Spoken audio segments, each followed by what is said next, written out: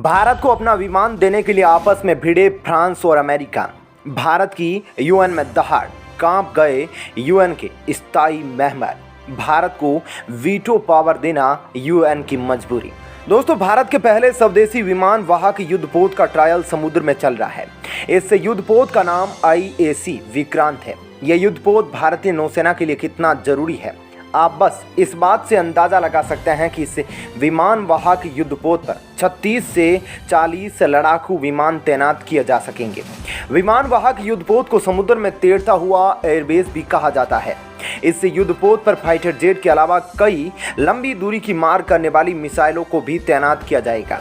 युद्धपोत का असली काम समुद्री रास्ते से देश की सुरक्षा करना है और साथ ही दुश्मन देशों पर टारगेट भी करना होता है, क्योंकि युद्ध की स्थिति में जल, थल और आकाश तीनों जगह से दुश्मन पर वार किए जाते हैं।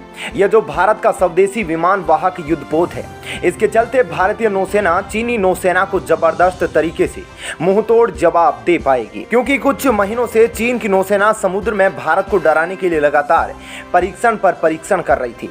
उधर भारत पहले ही अपने S-4 न्यूक्लियर सबमरीन को सीक्रेट तरीके से लॉन्च कर चुका है। जब न्यूक्लियर सबमरीन भारत ने लॉन्च की थी तो दुनिया को इसकी कोई खबर नहीं थी, लेकिन जब सैटेलाइट के माध्यम से ब्रिटेन को पता चला तो वहां के एक न्यूज अखबार ने भारत के S-4 न्यूक्लियर सबमरीन के लॉन्च होने की खबर को प्रकाशित किया था।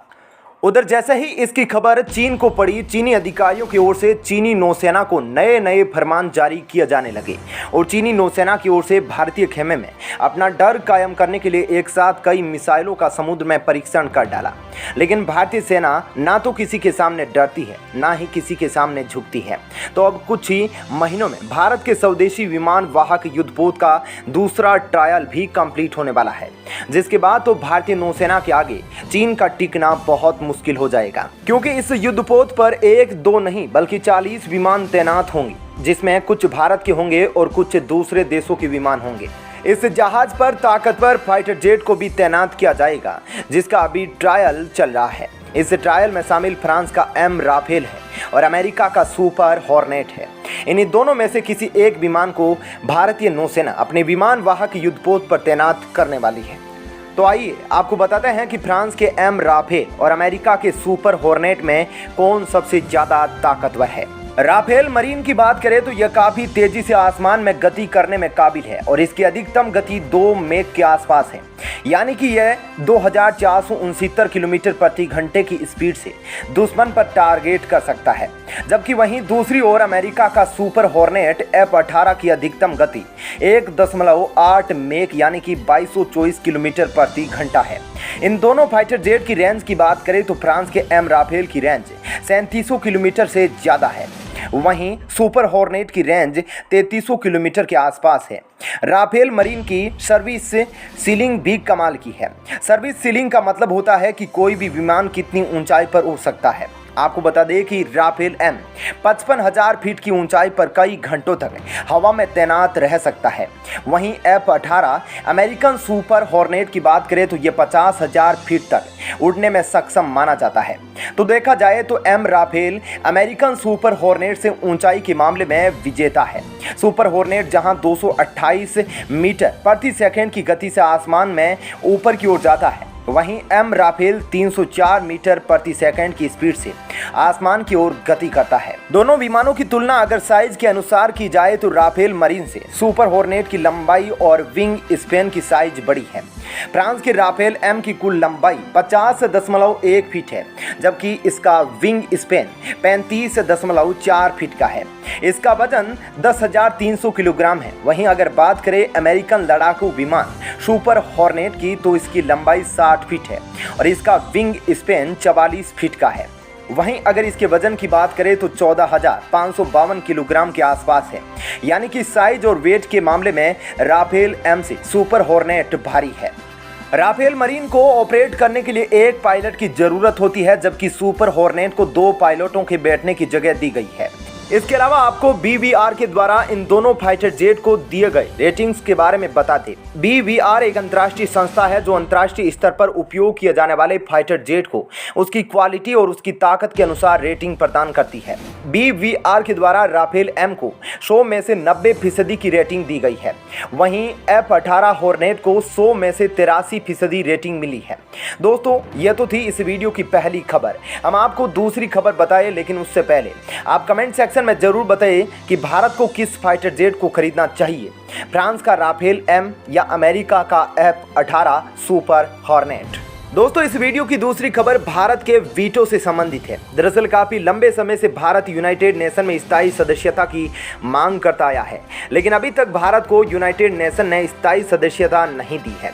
इसके चलते भारत ने अब से कुछ दिन पहले जब भारत को यूनाइटेड नेशन में बोलने का मौका मिला था, तो भारत ने यूनाइटेड नेशन में मौजूद सभी स्थायी देशों के आंख में आंख डालकर यूनाइटेड नेशन का काला सच दुनिया के सामने लाकर रख दिया था। क्या है पूरा मामला, आइए आपको विस्तार से बताते हैं। अभी बीते कुछ दिन पहले जब भारत को बोलने का मौका मिला तो संयुक्त राष्ट्र में वीटो पावर को लेकर भारत ने स्पष्ट कर दिया और यह भी बताया कि वीटो पावर का इस्तेमाल करके ये 5 देश समय समय पर अपने राजनीतिक हितों को देखते हुए उसे ध्यान में रखते हुए कई बार इस शक्ति का इस्तेमाल कर चुके हैं और संयुक्त राष्ट्र की स्थापना जिस मकसद के लिए की गई थी उस पर UN कभी भी सफल नहीं रहा। भारत ने अब एक बार फिर दुनिया के सामने दहाड़ मारी है। तो आइए जानते हैं क्या है पूरा मामला। यूनाइटेड नेशन सुरक्षा परिषद के 5 स्थायी सदस्यों को वीटो की शक्ति प्रदान की गई है। चीन, फ्रांस, रूस, यूनाइटेड किंगडम और संयुक्त राज्य अमेरिका यूनाइटेड के 5 स्थायी सदस्य हैं जो वीटो का इस्तेमाल किसी भी प्रस्ताव को पारित या निरस्त करने के लिए करते हैं।